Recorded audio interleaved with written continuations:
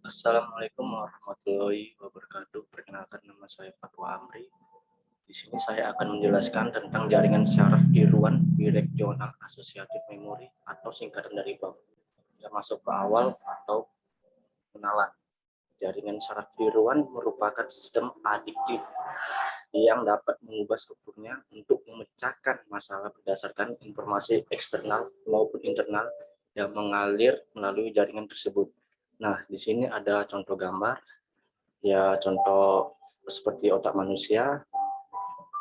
Penjelasannya melalui pola-pola in1, in2, in3, in4, yaitu adalah input, menginput informasi atau data. Setelah itu kita memproseskan data tersebut dan mengeluarkan proses data tersebut. Dan selanjutnya kita pengenalan tentang saraf tiruan biregional asosiatif memori.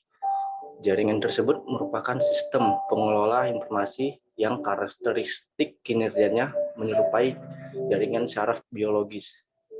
Jaringan syaraf tiruan telah berkembang sebagai model matematika dari pikiran manusia, yaitu syaraf biologis, yang didasarkan pada asumsi sebagai berikut. Yang pertama itu pemrosesan informasi terjadi pada banyaknya elemen sederhana yang disebut neuron. Yang kedua, sinyal dilewatkan melalui sambungan antar neuron. Yang ketiga, setiap sambungan mempunyai bobot yang menguatkan sinyal yang melaluinya. Yang keempat, setiap neuron menerapkan fungsi aktivasi ke lapisan input atau jumlah sinyal input terboboti untuk menentukan sinyal outputnya. Nah, di sini ada contoh jaringan saraf tiruan sebagai contoh gambar. Dan untuk selanjutnya saya serahkan pada teman saya terang-terangannya atau materi berikutnya.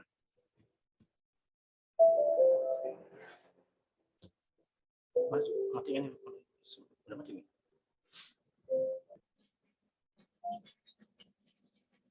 Halo, perkenalkan nama saya Doan Tasmana Guru Singa. Di sini saya akan melanjutkan presentasi dari kawan saya. Nah, kita di slide ini ada dua jenis saraf tiruan BAM, yaitu BAM diskret.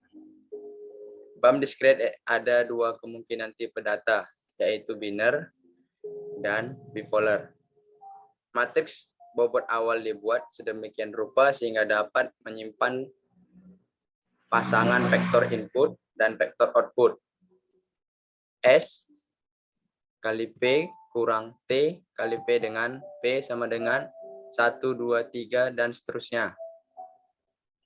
Untuk vektor input biner, matriks bobot ditentukan dari rumus ini.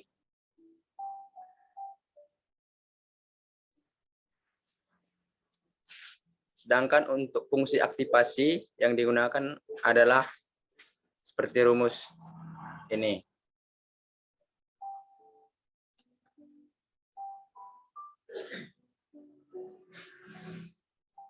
Nah, jika untuk inputnya X ini menggunakan rumus ini.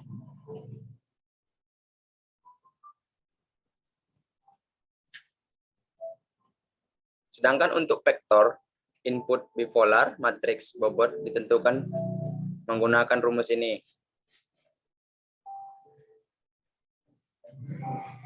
Sedangkan fungsi aktivasi yang digunakan adalah untuk lapisan outputnya ini, YI. Untuk lapisan outputnya ini. Untuk lapisan inputnya menggunakan rumus ini.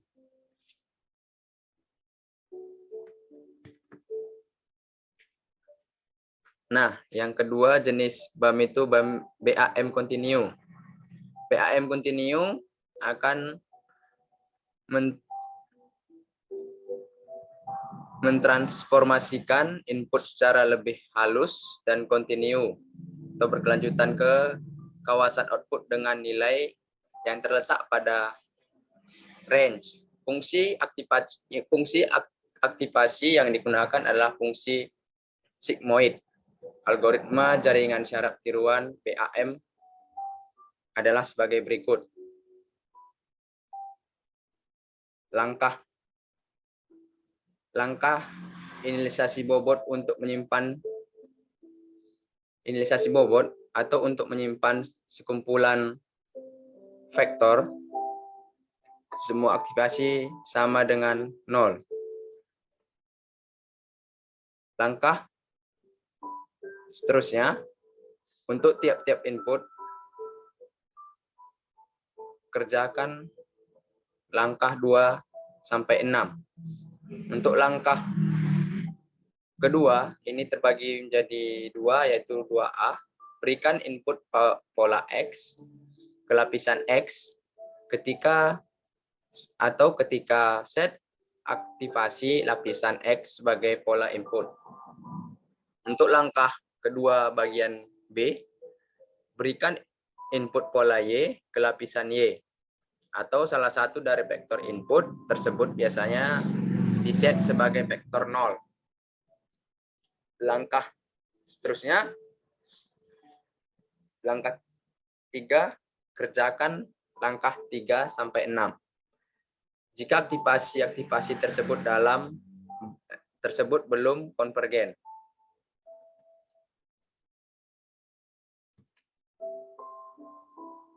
Nah, untuk langkah keempat, yaitu perbaiki setiap unit aktivasi di lapisan Y. Itu menggunakan rumus, 2 rumus. Ini dia. Dan informasi akan diteruskan ke lapisan X. Untuk langkah kelima, memperbaiki setiap unit aktivasi di lapisan X. Untuk menghitungnya menggunakan rumus ini, menggunakan 2 rumus juga. Dan memberikan informasi tersebut ke lapisan Y. Untuk langkah seterusnya, itu langkah ke-6, tes kekonvergenan. Jika vektor X dan Y telah mencapai keadaan stabil, maka interaksi berhenti. Jika tidak demikian, lanjutkan interaksi. Sekian presentasi saya dan akan dilanjutkan oleh teman saya. Oke, saya akan lanjutkan tentang komponen jaringan saraf. Ada beberapa tipe jaringan saraf, namun demikian hampir semua memiliki komponen yang sama. Seperti halnya otak manusia, jaringan saraf juga terdiri dari beberapa neuron. Dan ada hubungannya antara neuron tersebut.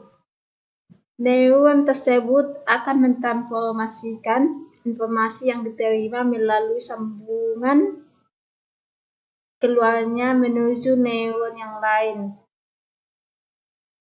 Pada jaringan saraf, hubungan ini dikenal dengan nama bobot. Informasi tersebut disimpan pada suatu nilai tertentu pada bobot tersebut. Jika kita lihat, neuron buatan ini sebenarnya mirip dengan sel neuron biologis.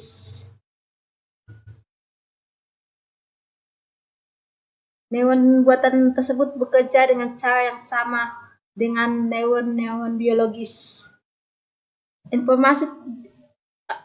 Informasi atau disebut dengan input akan dikirimkan ke neuron dengan bobot kedatangan tertentu. Input ini akan diproses oleh suatu fungsi perempatan yang akan menjumlahkan nilai-nilai semua bobot yang datang. Hasil penjumlahan ini kemudian akan dibandingkan dengan suatu nilai ambang atau threshold tertentu melalui fungsi aktivitas setiap neuron.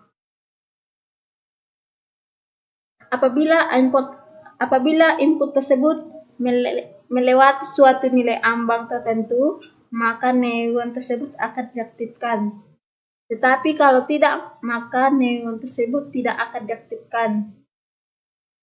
Biasanya neuron pada suatu lapisan akan dihubungkan dengan lapisan-lapisan sebelum dan sesudahnya, kecuali lapisan input dan lapisan output. Informasi yang diberikan pada jaringan saraf akan dilambatkan lapisan ke lapisan, mulai dari lapisan input sampai ke lapisan output melalui lapisan yang lainnya, yang sering dikenal dengan nama lapisan tersembunyi atau hidden layer. Tergantung pada algoritma pembelajarannya, bisa jadi informasi tersebut akan didapatkan secara mundur pada jaringan. Selanjutnya akan dilanjutkan oleh teman saya. Assalamualaikum warahmatullahi wabarakatuh. Saya Reza Andika Saragi akan melanjutkan menjelaskan slide berikutnya. Seperti yang sudah dijelaskan teman saya tadi, di sini ada contoh sebuah gambar ya, jaringan syaraf dengan 3 lapisan. Yang pertama itu kotak warna abu-abu ya, itu merupakan sebuah nilai inputnya. Kemudian bulatan yang warna kuning merupakan neuron-neuron pada lapisan input. Kemudian yang warna hijau merupakan neuron-neuron pada lapisan tersembunyi, sedangkan yang warna ungu merupakan neuron pada lapisan output. Nah, yang kotak warna abu-abu ini merupakan sebuah asal keluaran nilai outputnya. Namun dari gambar tersebut bukanlah sebuah struktur jaringan syaraf, karena ada beberapa jaringan syaraf yang tidak memiliki lapisan tersembunyi, dan ada juga jaringan syaraf tidak memiliki neuron-neuronnya disusun dalam bentuk matriks.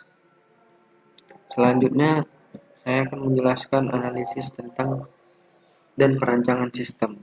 Perancangan proses menitik beratkan pada urutan-urutan kegiatan yang terjadi dalam program, yaitu diawali dengan memasukkan input data berupa pola sidik jari, kemudian menyimpannya ke dalam database sebagai lapisan inputnya. Secara random, akan ditentukan pada lapisan output yang akan digunakan untuk menghitung matriks bobot serta sebagai target output yang diharapkan.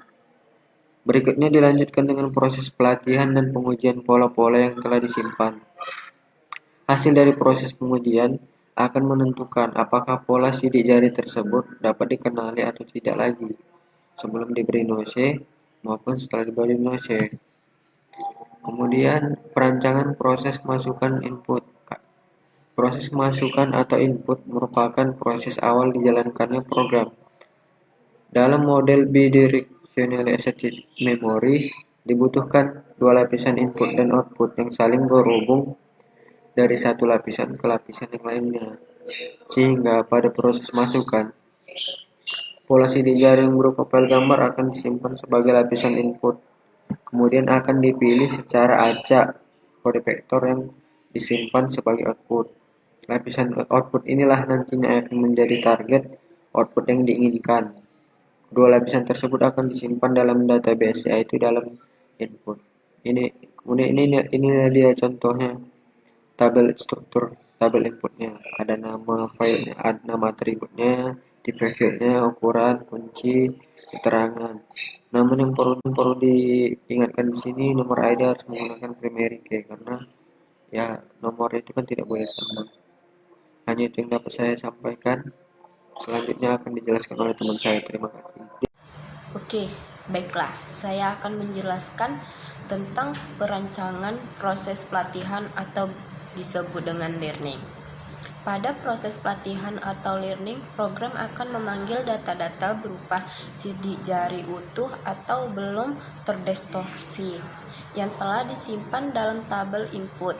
Kemudian, pola tersebut akan dilatih oleh JST-BAM dengan tujuan agar JST memiliki pengetahuan yang cukup dalam mengenali pola-pola jari, baik yang terdistorsi maupun yang tidak terdistorsi. Pada proses pelatihan inilah diperoleh matriks bobot sesuai dengan yang telah dirumuskan dengan JST-BAM. Proses pelatihan diawali dengan memilih file gambar atau BMP sebagai input. Kemudian gambar tersebut akan diubah menjadi monokrom. Dilanjutkan dengan proses tersebut mengubah gambar ke bentuk bipolar, yaitu dengan aturan apabila warna hitam nilainya 1 sedangkan warnanya putih nilainya -1. polar ini kemudian dikalikan dengan kode vektor yang disimpan sebagai lapisan output untuk mendapatkan matriks bobot yang telah tersimpan sebelumnya. Jika proses pelatihan baru dilakukan pertama kali, nilai matriks bobot sama dengan 0. Karena itu, sebelum proses menghitung nilai matriks, terlebih dahulu dilakukan proses membuka file teks yang berisi nilai matriks bobot yang telah tersimpan sebelumnya, yaitu yang tersimpan dalam matriks bobot txt. Setelah itu, baru dilakukan proses mengubah matriks bobot, yaitu dengan menambahkan matriks bobot yang tersimpan di dalam file dengan matriks bobot yang didapatkan dari gambar baru yang akan dilatih. Matriks bobot yang telah diubah akan disimpan kembali dengan file matriks bobot txt. Status pola yang disimpan dalam database berubah menjadi true, sehingga dapat diketahui jumlah pola yang telah dilatih. Dengan demikian, proses pelatihan untuk satu file gambar telah selesai. Apabila akan dilakukan proses pelatihan kembali, maka proses kembali pada proses memilih file gambar. Nah, ini adalah gambar pola sidik jari yang digunakan dalam proses pengujian. Ada sidik jari 1, sidik jari 2, sidik jari 3, sidik jari 4, sampai sidik jari 8. Baiklah, perkenalkan, nama saya Navita Sari Banjarnahor. Di sini saya akan menjelaskan tentang perancangan proses pengujian atau testing. Pada proses pengujian JST-BAM, dilakukan proses pengambilan matriks bobot yang tersimpan sebelumnya. Kemudian setelah dihitung dengan matriks input pola baik yang terdistorsi maupun tidak terdistorsi, dapat diketahui apakah pola tersebut dapat dikenali atau tidak, serta beberapa besar noise yang dapat diberikan hingga JST-BAM tidak dapat mengenali pola dengan tepat. Proses ini diawali dengan memiliki file gambar atau BMP sebagai masukan. Kemudian mengubahnya menjadi monokrom, dilanjutkan dengan mengubah gambar ke bentuk bipolar, yaitu dengan aturan apabila warna hitam maka nilainya 1, sedangkan untuk warna putih nilainya -1. Selanjutnya dilakukan proses membuka file matriks bobot txt untuk mengetahui nilai matriks bobot yang tersimpan sebelumnya. Dengan algoritma pada JST-BAM, kemudian dilakukan perhitungan untuk mencari bentuk vektor sesuai dengan target yang diharapkan, yaitu seperti pada lapisan output. Setelah kondisi konvergen, maka akan didapatkan output berupa kode vektor kemudian akan dibandingkan dalam lapisan output yang tersimpan dalam database. Jika ditemukan kecocokan, maka pola tersebut telah dikenali. Sebaliknya, jika tidak ada kecocokan, data makan pola tersebut tidak akan dapat dikenali dengan tepat. Baiklah, selanjutnya pengujian program dengan pembahasan. Setelah dilakukan proses pelatihan dengan 8 pola masukan dan proses pengujian dengan pola asli dan terdistorsi, maka dilanjutkan dengan proses pengujian seberapa besar noise yang dapat diberikan pada pola masukan hingga JST-BAM tidak mampu mengenali pola tersebut dengan tepat. Pada proses ini, diambil 8 buah pola yang sudah dilatih, kemudian masing-masing pola dikarnai noise secara random yang besarnya antara 0% sampai dengan 100%. Namun dalam uji coba yang telah dilakukan, pemberian noise secara random hanya sampai sebesar 91%. Hal ini disebabkan karena kecepatan aplikasi sangat lambat sehingga tidak memungkinkan untuk dilakukan pemberian noise di atas 91%. Gambar 2 menunjukkan pola sidik jari yang digunakan dalam proses pengujian, sedangkan hasil pengujian ditunjukkan pada tabel 2 dan tabel 3. Jika output yang dihasilkan tidak sesuai dengan target yang diharapkan, berarti JST-BAM tidak berhasil mengenali pola dengan sempurna. Sebaliknya, jika output sama dengan target, berarti JST-BAM berhasil mengenali pola. Assalamualaikum warahmatullahi wabarakatuh. Perkenalkan, nama saya Mai Anggraini. Saya akan membacakan tentang hasil pengujian pada dengan noise berkisar 0 sampai 50%. Yang dilihat ini sebagai tabel. Dari hasil pengujian di atas, dapat dilihat bahwa JST BAM dapat mengenali pola sidik jari dengan tepat pada pola dikenai noise berkisar antara 0 sampai 30%, kecuali satu pola yaitu pola sidik jari 6, sedangkan di atas 30% yaitu sebesar 40 sampai 91% beberapa pola sidik jari ada yang tidak dapat dikenali dan tepat, bahkan ada pula yang tidak bisa dikenali sama sekali, seperti pada pola sidik jari 1, 2, 4, dan 6. Hal tersebut dikarenakan output yang dihasilkan JST BAM bukan merupakan salah satu pola yang dilatih sebelumnya, atau pola yang dihasilkan konvergen dengan pola terlatih yang lain. Khusus untuk masalah percocokan sidik jari, idealnya percobaan dan pengujian menggunakan sampel sidik jari yang didapatkan langsung dengan scanner. Ya, segitu saja. Terima kasih. Sekian dari video presentasi kelompok kami. Saya ucapkan terima kasih. Assalamualaikum warahmatullahi wabarakatuh.